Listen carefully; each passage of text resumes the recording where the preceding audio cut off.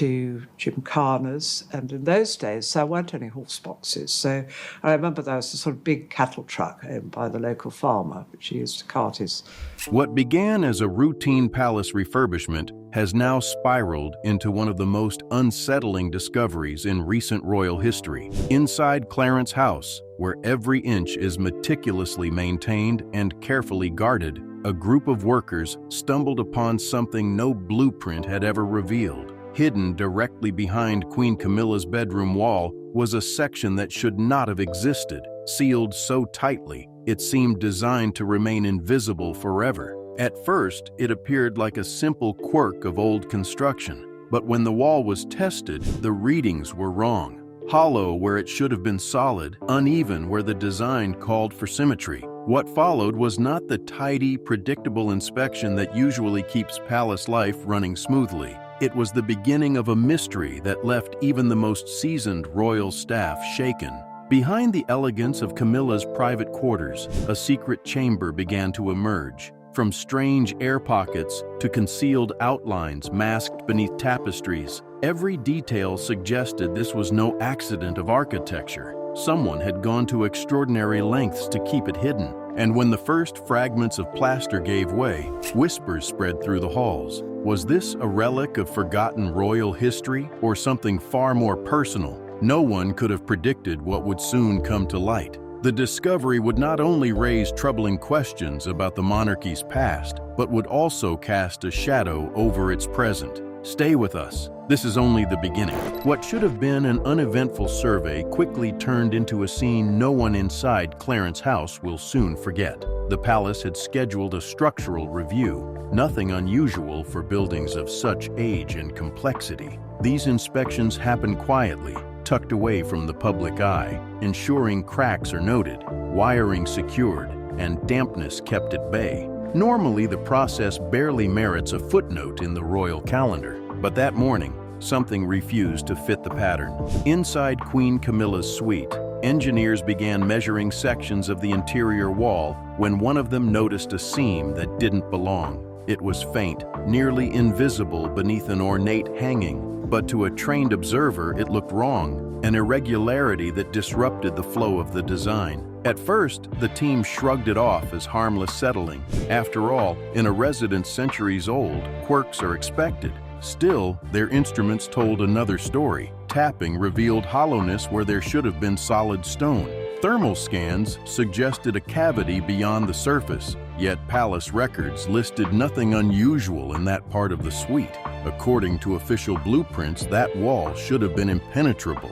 Protocol demanded escalation. Palace security was quietly summoned, their arrival turning what was routine into something tense. The team carefully removed the wall covering, brushing away years of undisturbed dust. Behind it, the faint outline of a sealed entry point came into focus. The atmosphere in the room shifted instantly. This wasn't an accident of time or construction.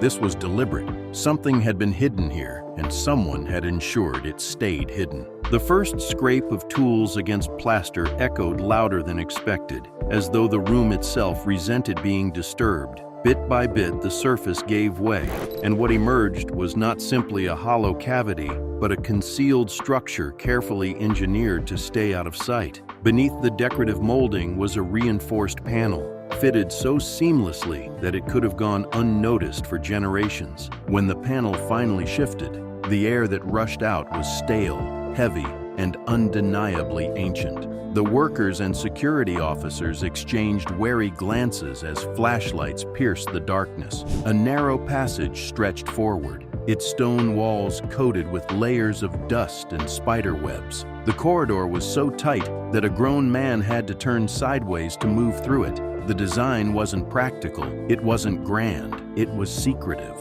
Palace historians often whisper about the hidden chambers scattered throughout royal residences, escape tunnels, priest holes, and forgotten storage spaces, left behind by centuries of monarchs protecting themselves from both political enemies and prying eyes. But this one was different. The blueprints confirmed no record of such a structure, no indication that an extra passage should exist at all. It was as if someone had intentionally erased it from history. Step by careful step, the team advanced. Each footfall stirred the silence, dislodging flecks of plaster from the ceiling. The deeper they went, the stronger the sense of purpose became. This was no accidental cavity. It was a vault, sealed, concealed, and abandoned for reasons still unknown.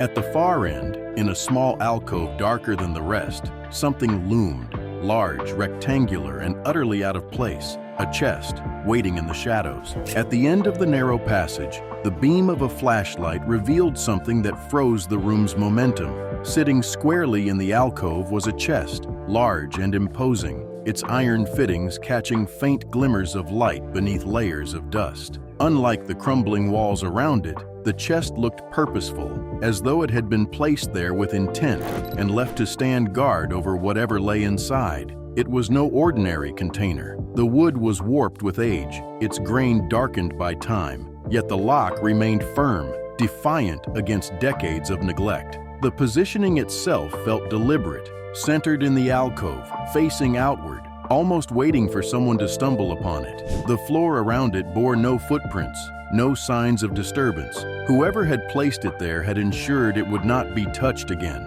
The workers hesitated, unsure if they had crossed from architectural inspection into something far more dangerous. Palace security quickly asserted control, ordering photographs, sketches, and careful documentation.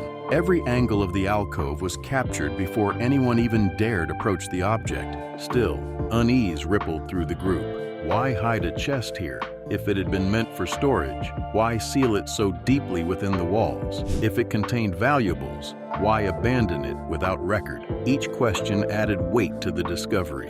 The silence was broken only by the clatter of specialist equipment being brought in. The chest's lock resisted every initial attempt, as though determined to guard its contents. With every strike of metal on metal, the tension in the narrow passage thickened. Everyone knew the moment of truth was drawing near. The air inside the passage grew heavier as the officers prepared to breach the chest. Crowbars, chisels, and reinforced cutters were brought forward, their metallic clang echoing unnervingly in the confined space. Each strike against the rusted fittings seemed louder than the last, reverberating through the stone walls as though the palace itself was listening. For long minutes, the chest refused to yield. The lock, though corroded, proved stubborn, resisting every attempt to pry it loose. Sweat gathered on brows, dust swirled in the dim flashlight beams, and still the iron clung tightly, as if guarding something not meant to be seen. A few suggested hauling the entire object to a secure vault for later examination, but senior security officials decided against it. The risk of too many eyes, too many questions was too great. Whatever lay inside had to be revealed here, in secrecy. Finally, after a sharp strike, the lock gave way with a jarring crack. The sudden release sent a shiver through those present. No one spoke. All eyes fixed on the chest as its ancient hinges groaned in protest. Slowly, the lid was lifted. Inside was not the treasure some may have expected. No glittering jewels, no gold plate, no forgotten crown. Instead, the dim light revealed layers of parchment stacked neatly, tied bundles of paper, and leather-bound volumes dulled with age. The room fell into silence. This was not wealth, this was memory. The past, hidden away deliberately, was now demanding to be heard. And with it, questions far heavier than coins or jewels were about to surface. As the lid opened fully, the sight inside silenced the entire group. There were no relics of royal ceremony, no military medals, no precious heirlooms. Instead, the chest was filled with fragile bundles of letters tied with faded ribbons, journals bound in cracked leather, and loose sheets of parchment carefully stacked as if they had been arranged by a meticulous hand. The smell of age drifted upward, ink, paper, and dust, mingling into a scent that carried weight, a reminder that these were not simply forgotten notes, but voices preserved. White gloves were pulled on, and the contents were lifted with extreme care. The first bundle revealed envelopes addressed in looping handwriting, their papers so delicate that even a breeze might have crumbled them. None bore stamps. They were letters never meant for posting, never meant for circulation. Next came the journals. Some pocket-sized, their covers worn and faded, others larger with ornate bindings, edged in gilt. These were not official records destined for archives. They were personal, every stroke of the pen intimate, every word preserved in secrecy. Whoever had placed them here had done so deliberately, far away from catalogs, historians, or public scrutiny. The discovery rattled even the most composed members of the team. Why hide writings in such a way? Why seal them behind layers of plaster, away from history's gaze? It was one thing to stumble across a forgotten chamber. It was another to find testimony deliberately buried within it. The truth was beginning to sharpen. These weren't discarded notes. They were windows into a life, and perhaps a legacy, that someone had gone to extraordinary lengths to silence. It took only a glance at the looping script for recognition to strike. The handwriting, familiar to archivists and unmistakable to anyone who had studied her public letters, belonged to Princess Diana. Every flourish, every curve of ink bore the same delicate confidence the world had once seen on thank you notes, signatures, and correspondence that had circulated decades ago. But these were different. They were not for public view. They were private. The first pages revealed short reflections, fragmented thoughts, unguarded observations, sentences that read less like history and more like confession. There was no polish, no attempt to charm. Instead, the words dripped with solitude, longing, and the quiet despair of a woman who had been both idolized and isolated. One entry captured the essence of her struggle. They adore me when I am gone from the room, but not when I am in it. I feel easier to love in absence than in presence. Though names were not always written, the undertone was undeniable. The shadow of Camilla lingered in the margins of nearly every journal, not as an outright accusation, but as a silent weight pressing down on her thoughts. Another page, scrawled in fading blue ink, carried an even more chilling note. Perhaps my words will matter more once I am no longer here. Until then, they prefer the version of me that never truly existed. The officials handling the material found themselves shaken. These weren't just diary entries. They were raw, unfiltered fragments of Diana's truth, unheard, unseen, and deliberately hidden. Someone had chosen to bury her voice within the very walls of the monarchy. And now that voice had broken free. The revelation would ripple far beyond that secret chamber.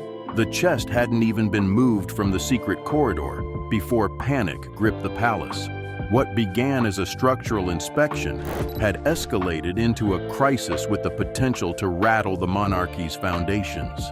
Within hours, the writings were escorted under guard to a secure chamber, but the whispers spread faster than any official directive could contain.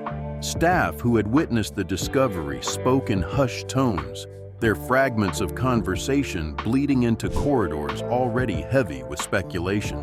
Behind closed doors, senior advisors scrambled to form a response. The monarchy had endured decades of scandal, mastering the art of silence and deflection. But this was different. These weren't rumors or fleeting controversies. They were Diana's private words, preserved and authentic, hidden inside Camilla's suite of all places. The symbolism was impossible to ignore. Meetings followed in rapid succession. Some advisors argued for openness, suggesting that the discovery be acknowledged before speculation spiraled out of control. Others insisted on total secrecy, claiming that confirmation would only reignite old wounds the family had struggled to heal. For King Charles, the impact was both public and deeply personal. It wasn't simply about protecting the crown. It was about protecting his wife, his late ex-wife, and most painfully, his sons. How would William and Harry react when they learned of their mother's hidden words? How could this discovery ever be explained? Strict confidentiality agreements were enforced, yet silence proved impossible to maintain. Too many had seen the journals. Too many understood their significance. The question spread like wildfire. Who had placed Diana's voice inside Camilla's private wall, and why? News of the discovery did not reach Diana's sons through official briefings. Instead, fragments trickled into their worlds. An urgent message here, a whispered explanation there, until the reality became unavoidable. Their mother's private journals, sealed for decades, had been found behind a wall in Camilla's quarters. For Prince William, the revelation struck at the core of his identity. His public role has always been shaped by his mother's memory, a legacy he has carried with a measured, careful hand. Yet to learn that her unguarded reflections had been hidden so deliberately and in such a symbolic place felt almost like a violation. These were not just words on paper. They were pieces of his mother, fragments of her voice, kept from him until now. Prince Harry's reaction, though rooted in the same grief, flared in a different direction. Already distanced from the institution, he saw in the discovery proof of what he had long suspected, that too much of Diana's truth had been buried, softened, or controlled. According to those close to him, Harry argued passionately that the writings belonged first to her family, not to locked vaults or palace committees. The contrast between the brothers was striking. William leaned toward caution, determined to study the writings before exposing them to the world's scrutiny. Harry demanded immediacy, believing silence would only repeat the very cycle their mother had feared. Their conversations, raw and emotional, reignited old tensions. Yet, beneath their differences, one bond was unshakable. Both sons recognized that Diana's presence had returned, and it could not be silenced again. When the discovery was finally brought to Camilla's attention, her response was sharp and immediate. Confusion gave way to anger as she demanded to know how such an intrusion had taken place in her private quarters, and more importantly, how something so sensitive could possibly have been uncovered there without her knowledge. Aides attempted to calm her, framing the inspection as routine, but the symbolism was inescapable. Diana's private voice had surfaced within her own walls. Outwardly, Camilla chose silence. No statement, no denial, not even the faintest acknowledgement. But behind closed doors, her fury was palpable. She accused staff of incompetence, whispered about betrayal, and hinted that someone might have orchestrated the ordeal to humiliate her. To the public, her refusal to speak appeared evasive. To insiders, it seemed like fear. For Charles, the strain was undeniable. The revelation placed his wife in the shadow of his late ex-wife once again, reopening wounds he had fought for decades to heal. Within the palace, advisors debated strategy, but no tactic could erase the reality. Diana's voice had returned, and it wasn't the polished Diana of public memory. It was the raw, intimate Diana who spoke of invisibility, longing, and quiet despair. Her words were unfiltered testimony, impossible to dismiss, impossible to silence. For William and Harry, the writings were both gift and wound. For Camilla, they were an unshakable reminder of a past that refused to stay buried. And for the monarchy, they were proof that some legacies echo louder than any crown. What do you think? Can Diana's voice ever truly be silenced, or has it broken free for good? Share your thoughts in the comments, and don't forget to like, share, and subscribe for more.